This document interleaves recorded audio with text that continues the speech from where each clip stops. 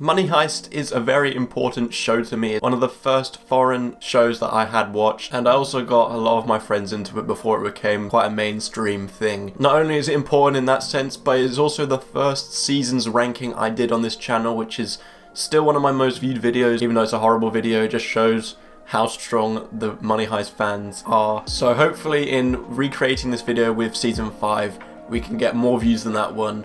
But before we do, please let me know down below what your ranking of all 5 Money Heist seasons or La Casa de Papel. But anyways, let's get into it.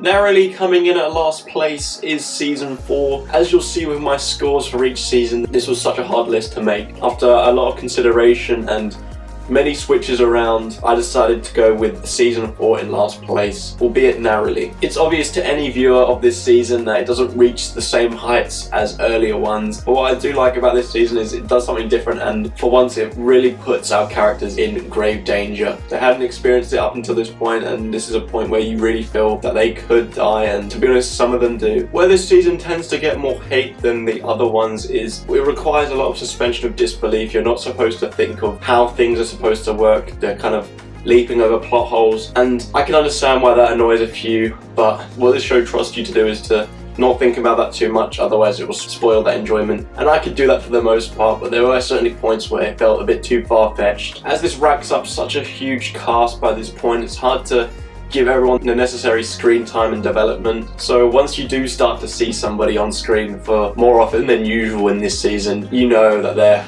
episodes are numbered. I still enjoyed this season. It's actually one of the very few new shows I watched last year since the pandemic. But yeah, I certainly did have enjoyment, but certainly not on the levels of the seasons that we'll talk about higher up on this list. But yeah, as I mentioned, it was a hard choice, but I went for season 4 in last place. Continuing with difficult picks, coming in at 4th place is season 3. This may be controversial, but this one narrowly comes in at 4th, and you'll see how close it was to becoming 3rd when I talk about the next season. And to be honest, the main issue I had with this season is, frankly, it picks up the show when it left off in a satisfying way. However, it does justify bringing it back with delivering new likable characters, not too many at this point, and more depth for those returning, as well as just different avenues explored in the world of money heisting. One thing that I cannot fault this show is how every single season has its same charm, and I think season 3 was an important transitional mark for this show, and it still maintained the charm from the first 2 seasons carrying forth into the rest of the show, which is why I think it still maintained quite a bit of its quality as well as its audience. But yeah, it's not to the heights of the top 2 in this list, but it does offer some new perspectives and scenarios. However, I think this is where the season carried on for too long. Coming in at 3rd place is season 5. As this is the final season, Netflix had the odd decision of releasing half in September and the second half of it in December, and many people probably have this in last place, to be honest, because the first season isn't really up to the quality of this show's standard, especially of the last few years. And a lot of people do write reviews when only a couple of episodes are out for shows, so that may be why they're so low. But this season really does pick up with the newly released second half of the season after such an emotional cliffhanger halfway through. As mentioned, by this point you're not supposed to question how things are executed and how many plot holes they jump over in order to get there. If you do, it will spoil your fun. But as there is knowledge that this is the final season of the show, it engaged me a bit more, as I expected that our time with some of these characters may be shorter than expected. Season 4 proved that not everyone is safe, so I went into this kind of expecting a few casualties for characters we like, and I was correct. It really does make you feel like,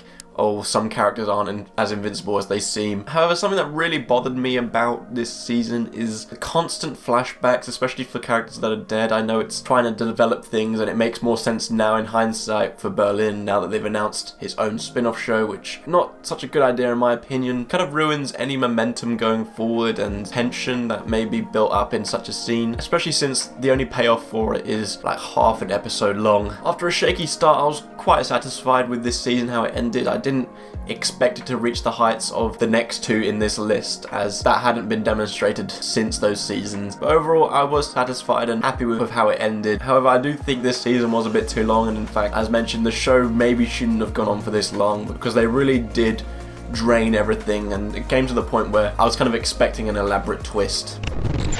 Coming in at second place is Season 1. As mentioned, this was one of the first foreign shows I got into, so I was a bit unsure about how my experience would be with reading the subtitles, but I was instantly drawn into this, as well as others who have been. It's simply such a unique show, down from the character chemistry, the tension it can build, but most importantly, what it's famous for is its clever twists. This show has a real style, whether that's the red of the colours of the jumpsuits they wear, as well as the masks they wear, or as mentioned, the characters' interactions. Combined with those clever twists, you just have such an energetic show which constantly impresses, especially in this season. For first time viewers, this will be such an unpredictable watch, as anything can happen. You kind of builds up those trust issues, as you don't actually know if something's actually going to happen or not. From people who aren't big fans of this show, they say that it's really rushed character development, as it has like a 2-minute intro for all 8 characters. I think it makes sense, as they don't want their identity revealed, so they reveal little bits about them which you then discover as you watch through this entire show. So I think this is such a thrilling first season to a show, and one which kick-started a big group of fans, me included. But easily for me, coming in at first place is Season 2. Everything you just heard about me saying in Season 1, times that by 2 in this season, as the tension is knocked up, the twists are even more unpredictable, plus we get a bit more of that character development I was talking about. After spending a season with them, this time around we obviously know all the characters, and some of them we know who to trust, to the point where something unpredictable happens where they're put into danger. You suddenly fear for their lives, and that's where the tension really builds up, because it's all about these characters who you fear you may lose or they may fail. I mentioned this a lot in these rankings. Season 1 introduced the style for the whole show, but Season 2 perfected it, and that certainly happens here with La Casa de Papel. I believe this was the season that really cemented itself in mainstream media as one of the best shows currently running, and as great as it was, I think this was a good place to end it. However, with most successful shows, they weren't ever going to do that. Thank you so much for watching this video. Please let me know what your ranking is down below, and please like and subscribe. I was thinking of dressing up as Money Heist for Halloween, however I opted to go for Walter White instead. But this is a show which was really important to my life, not just in terms of how good it was, but it also gave me a more open mind when it came to foreign shows, as I feared the translation wouldn't translate as well into my mind, but it has, and since then I've checked out many other shows and movies which are in different languages and have thoroughly enjoyed them as well. Anyways, thank you for watching, and unless anything else pops up in my head, the next few videos are all going to be Spider-Man based, so hopefully I'll see you around for them, as the UK gets an early release compared to the US for No Way Home. But anyways, I hope to see you in those videos.